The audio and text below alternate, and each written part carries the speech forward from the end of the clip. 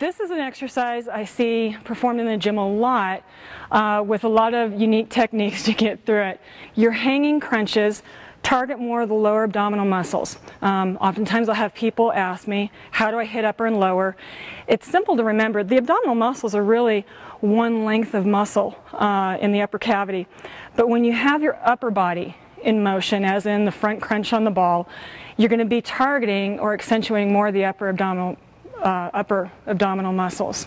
If you have your legs in motion, then you're going to be targeting lower.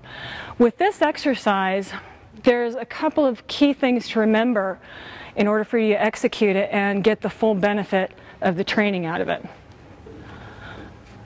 When you get into your straps for your hanging crunch, one, make sure they're all the way to the back of the arm.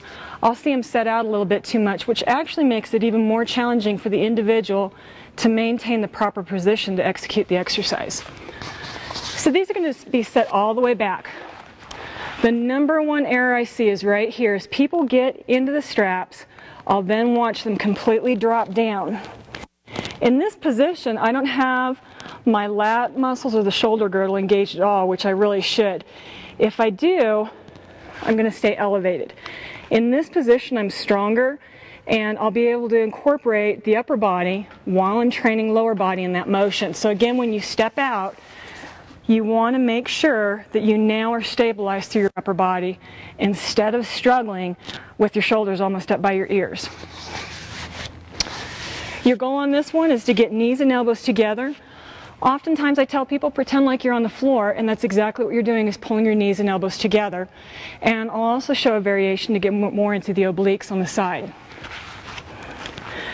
Performing a hanging crunch, it's just right there. Knees and elbows together. And I'm thinking just like if I were on the floor.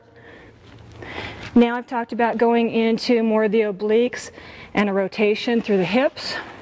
And I'm going to take opposite knee to opposite elbow. And I'm going to switch sides. So a combination could be front, side, and side. And again, staying engaged through the shoulder girdle. And what I do is I'll have a bench behind me so I can also avoid the body swinging and getting out of control.